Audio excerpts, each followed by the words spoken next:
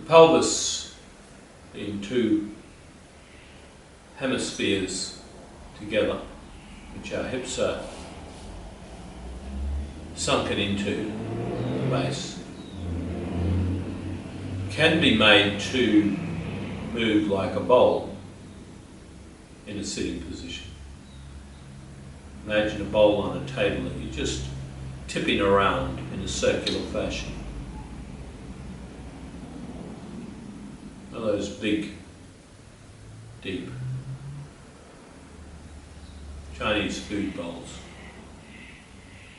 So we can try that with our own pelvis.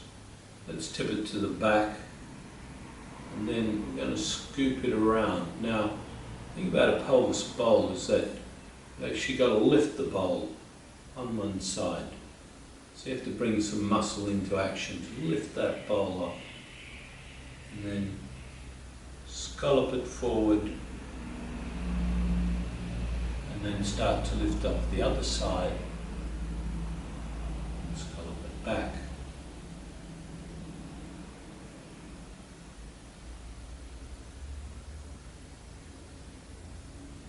And you may find, as I do, one little bit of discomfort with some of that, reaching a discomfort limit.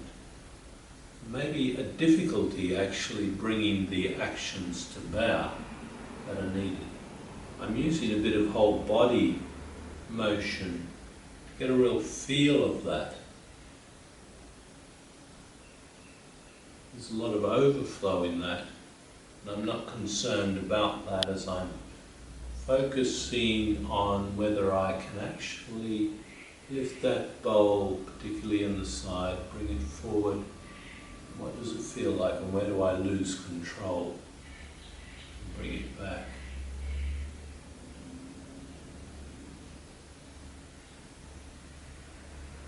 I'm not concerned, or just noticing how much of my body I bring into play with that.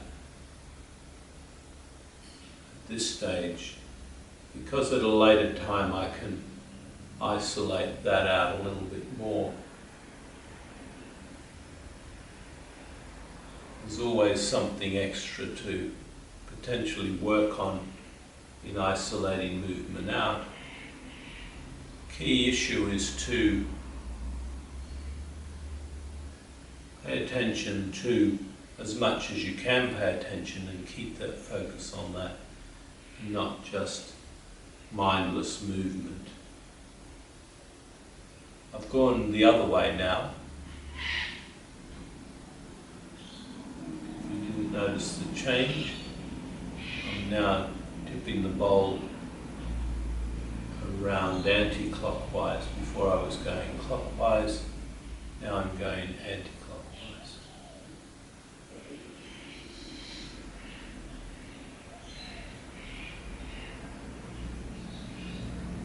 Great. Okay.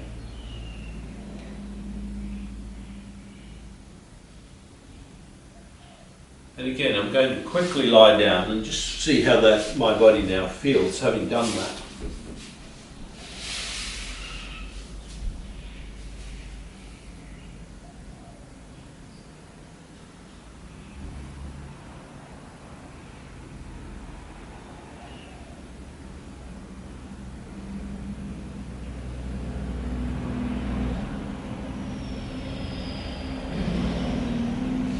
Great. Now I chose to do that because sitting up cross-legged has always been a difficulty for me, and at the moment is a little bit more difficult than it has been more recently, and that's perhaps because I've been doing less of this and more sitting and driving and sitting at a computer.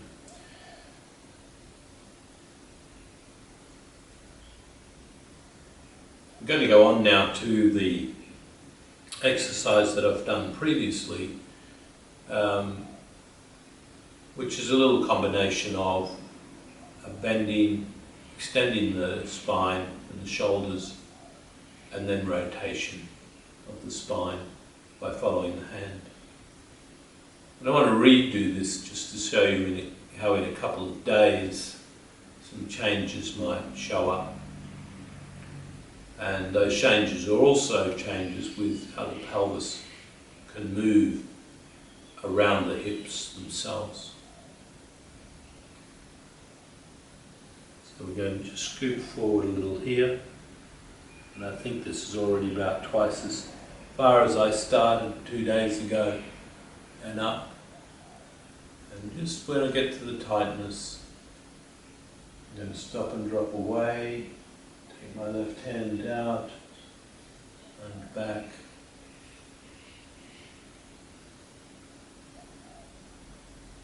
I'm following the hand around with my eyes and head, making sure everything, as much as I can, allow everything to move.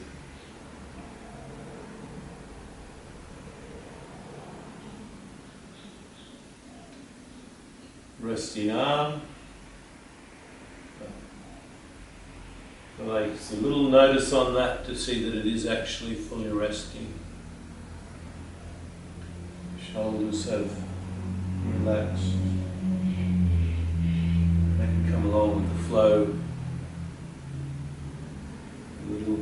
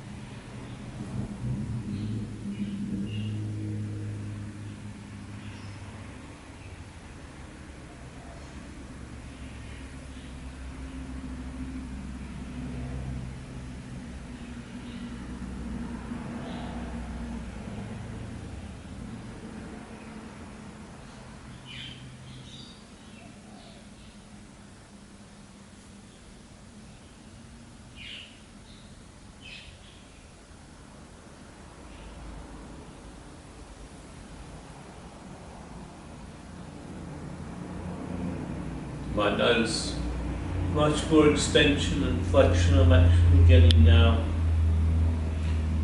No more effort, although there's a little bit of difference in the effort, because I'm getting, as you will notice yourself as you get newer range, sometimes the muscles are actually working a little harder because they're not as trained.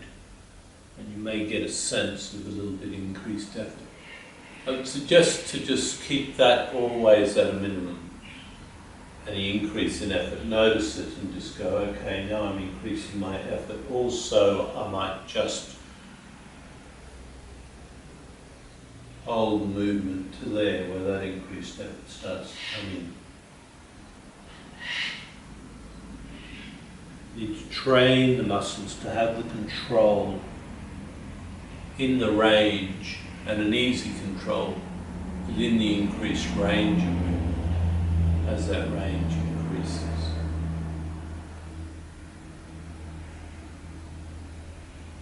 Constantly telling the motor system where it works the most effectively and where it can work with effectiveness.